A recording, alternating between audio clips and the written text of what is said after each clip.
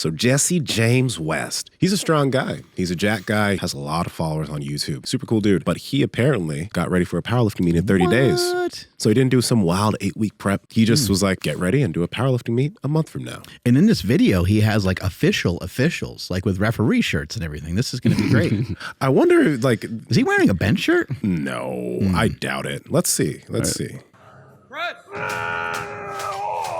For the next 30 days, I'll be preparing for my first ever powerlifting meet. Most reps take about 90 days, but that's not my style, so we're gonna do it in 30. Okay, we just weighed in at 184.5. That's a cool way to kick things That's off. a bit too heavy for competition, but we have a plan. I'm going to actually be bulking into this competition. Now, I know you're thinking, if I need to weigh under 182, and I'm currently 185, how the hell is that even possible? I'm going to bulk all the way up to day 28, and on day 29, good shape. I'm going to do a water cut, a very massive one. What do you think of water cuts? Well, yeah, water cut can work out okay, but for your first competition, not usually advisable. However, this guy has obviously been lifting for a long time. Yeah, he's jacked. And he probably wants to perform well within a weight class. All of that makes sense, but I always tell people, don't worry about your weight on the scale. Worry about the weight on the platform. Yep. If it's your first meet, you might as well just go in lifting as efficiently as you can, feeling as good as possible. And not everyone does great on a water cut their first time. And if you have a 24-hour weigh-in, you get a little bit more leniency with it. But I'm not sure what he mentioned there, whether he's mentioned. I don't think he mentioned the weigh-ins yet. Because if you compete in like the USAPL, which is the drug-tested federation, you have like 4 hours, which is just not enough time to really cut anything. What about bulking with some dirty food? I hope he's got some donuts in there or something. Yeah, I some saw cookies. egg whites. I was a little concerned. Yeah. We'll see. Hey, we'll see. Maybe this guy's like doing it responsibly. Oh, who knows? Maybe he wants to keep those abs. Therefore, I'm just a genius. Ladies and gentlemen, we have quite the gift. I also wanted to make sure I looked the part, so it was time for a clothing haul. We got an SPD singlet, knee sleeves, wrist wrap, belt, shirt, anything you can imagine for this powerlifting meet in 30 days, we have it now. Whenever I was a kid, It's important to get geared up. Those of you who've never tried knee sleeves or elbow sleeves, they can make a big difference. Yeah.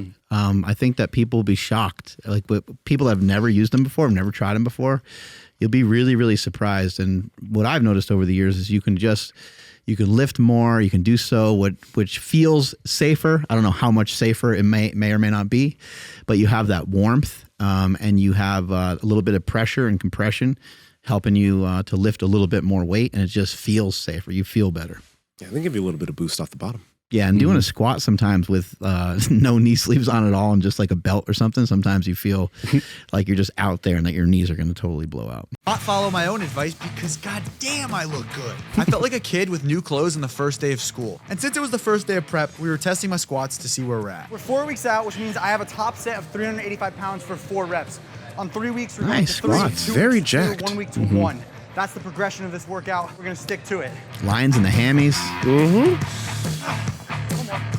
Pretty good squat technique too, especially with the weight that's on the bar. Yeah, it's like that's not light. Not gonna lie, that was a lot harder than I thought it was gonna be. Back was It felt nice and like flat. 500 on my back. I can only imagine how much I'm gonna lift on day 30. Especially because I was doing a bunch of unconventional exercises. Like when was the last time you saw someone do a reverse banded back squat at a local Planet Fitness? It's always fun learning something new. That was my favorite thing I've ever done in my life. And what kind of powerlifter would I be if I didn't take my rest time seriously? A fantastic set. Got to get some rest in. Got my lawn chair. I admire the effort in these videos. Jesus. Yeah, man. Sour Patch Kids. The fact this guy can lift this way and look like that and make videos all at the same time is impressive. Okay, Yeah, I'm absolutely. Just doing what powerlifters do. Another thing powerlifters do is they train with way less volume than bodybuilders. That's because the intensity of the workouts are going to be super high during this prep. The main reason that I'm using these kilos is because on competition day, I have no choice, but I have to use these. So it's a good time to get used to using them right now. Really smart to try to get weights that are similar, try to get a similar setup, because if you look at the setup that he's on there, like that's very common to be used at a powerlifting meet. That's what you squat and bench press out of, is that rack right there. It used to be called an ER rack. I don't know if they call them something different now. Kilo plates can be important. And Nsima mentioned the deadlift bar.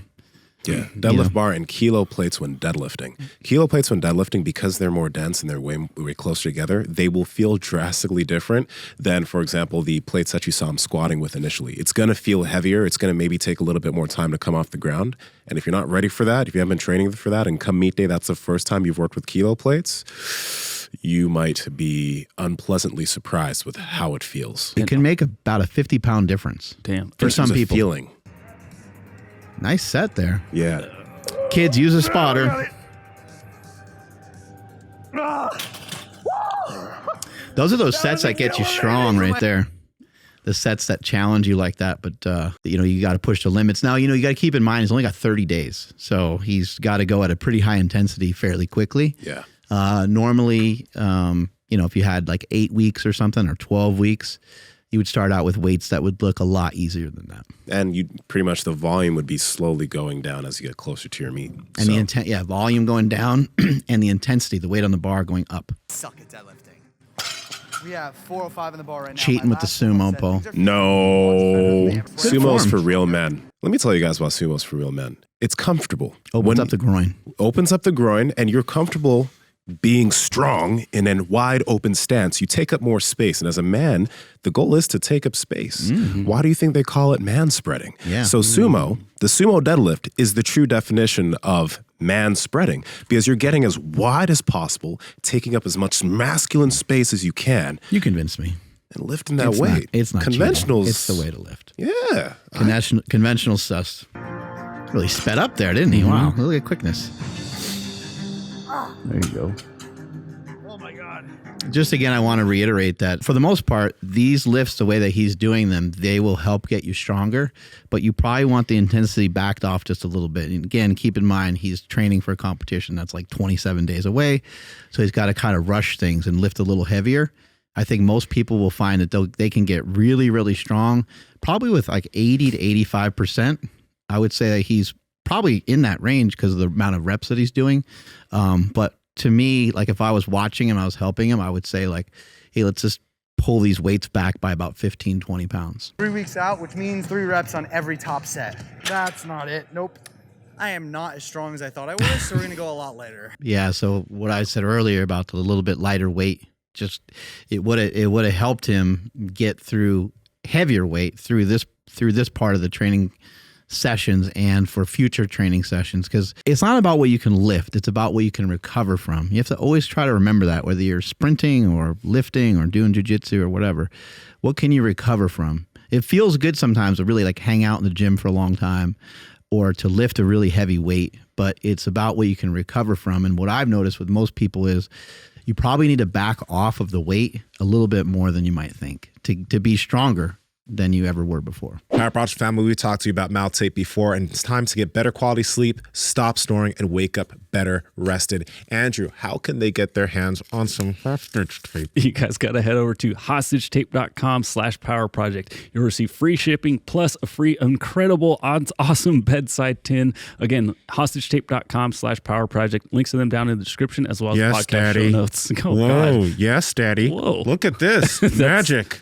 I thought something was wrong with the audio, but you just have mouth tape on. It's called being a ventriloquist. There you go. I'm not gonna lie, I'm in a lot of pain doing these squats because I didn't bring my wrist wraps. With bodybuilding, we don't need this much equipment. With powerlifting, you need a hell of a lot more. So I'm curious, like, because I've seen some people lift naked. When I say naked, no equipment, like for me, I always felt more comfortable deadlifting without a belt because I felt that I was able to brace better for me personally. So what are your thoughts on like people? Because like when people get into powerlifting, they're like, yeah, I do need to get my fucking wrist straps, my belt, my knee sleeves, my elbow sleeves. But what do you think about that? I think most of the really high level people wear stuff. True. Bodybuilders and powerlifters. It was really common for bodybuilders years ago, and a lot of them still will wrap their knees on a lot of stuff too. Yeah. Hack squats and leg press and stuff. And I know we had Doug Fouché here, who ended up becoming a pro bodybuilder. He was somebody that was pretty adamant about that. And I think it's time consuming and can be a little bit annoying. Yeah. But shit, man, if you can lift an extra plate or two that day, or not even just lift extra, but just be a little safer. I think that's what we all recognize, that whether you're trying to be strong or whether you're trying to be in shape, they're both a really, really long process. And so I always think it makes sense to wear as much shit as you can to protect yourself. However, I do understand the other side of it where you're just thinking, well, I don't know if I don't feel like I need it. I feel like I can lift just fine without it. And that makes some sense to me too. There's one of the sessions where you go in, you don't want to work out, but then you do, and you feel amazing. You feel invincible. Mm-hmm. Is this guy on Kratom? 14 days, 14 days. I want to 5 days out. My ego is going to get to me, and I want to be able to bench a lot more than anything else. My goal is to get 275 pounds for 8 reps. That's what we're going for right now.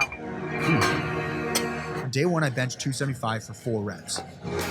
So quick Q, how do you feel about that volume 5 days out as a tester? I know everybody does things differently, and this is a way you could test, but how do you feel about that? What are your thoughts? Yeah, I'm not sure who his coach is. There some people have like pretty high frequency going into a competition. I know guys like Lane Norton and stuff, they'll squat sometimes I think a day or two before the competition, and they'll have kind of like a session going. Yeah. And he's had a lot of success with that. So I think it depends on your conditioning level. It does appear that the smaller guys can recover faster. He is used to volume. And they're used to the volume. And unless you're like incredibly strong, like if you're incredibly strong, then you need to be incredibly careful. Like if you're not that Lane Norton's not strong, he's very strong too. But there's some guys that are just, they can like, I don't know, bench like 600 pounds. And there's dudes that can squat like 800-900 pounds, stuff like that. Those guys, it would be a really bad idea for them to hit a set of 8 5 days out from a competition.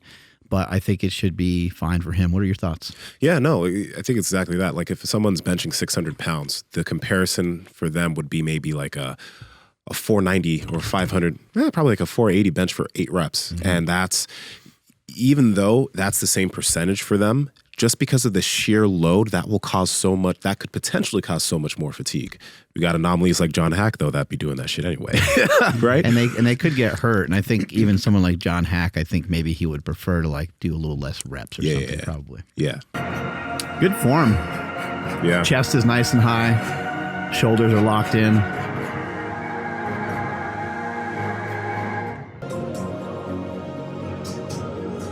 The only thing I would say, and it's not like you have to do things one way or the other, but this is 5 days out, and even though it's lighter load for him, it's still bringing out a lot of fatigue. And if you want to feel as good as possible and peak before a meet, maybe that 225, instead of doing 8 reps, maybe do 6, because you still have a lot of the tank. Yeah, or 2 sets of 4 or something like that. Yeah, because now you know you're absolutely stronger, and that was the only thing to check. Like, how strong am I? You know you're stronger, but by taking it to an AMRAP, what you do is you cause a lot of extra fatigue, which now your body needs more time to recover from before meet day. So again, I think this is great for the video because it's like, God, he got stronger. Right. But in application, if you're someone who wants to do that, maybe don't do a full-on AMRAP. Maybe have 2 reps left in the tank and stop right there. I agree.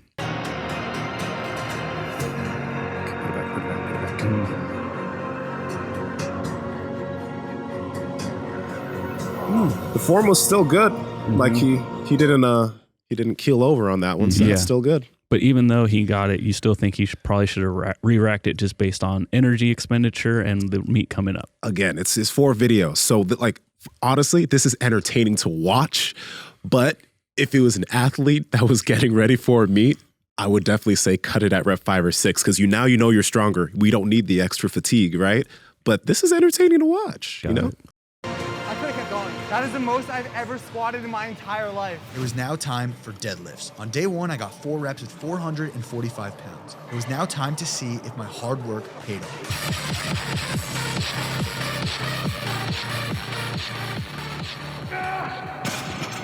Let's go, baby. Let's go. I will see you guys on meet day. Ah, okay. Okay. That's good. Keep the people waiting. The meet hasn't happened yet. Okay. What do you think? I guess we'll see the results when he steps on the platform. But I hope he crushes. I thought he did great, and I think that he spent a lot of time and energy on that video, and I think he outlined. That's a great go-to video for people to check out that never powerlifted before. Yeah. That's what a lot of the training looks like. It looks just like that. Mm-hmm. And he still did his accessory work. Yeah. I think that's one thing that a lot of powerlifters just leave after they bench, squat, or deadlift, right? Bench press takes an hour 30, and then they're out. Squatting takes 2 hours, and then they're out. But this guy was doing Bulgarian split squats and all that shit. Good for him. And it should be like 30 minutes of each. Yeah. 30 minutes and 30 minutes or 40, if you start to get stronger, it might be 45 minutes of the main movements and then 45 minutes of accessory work. But you need a balance in there. It's important. You should look like you lift, and especially like when the competition comes around, you should look big. So it'd be interesting too to see like where his body weight ends up on game day and how he does that water cut and manages all that. Yeah. Dude's impressive looking though. I didn't expect that. He's jacked. Good for him. Good luck, Jesse. Yeah, he's in good shape. Strength's never weakness. Weakness never strength. Catch you guys later. Bye.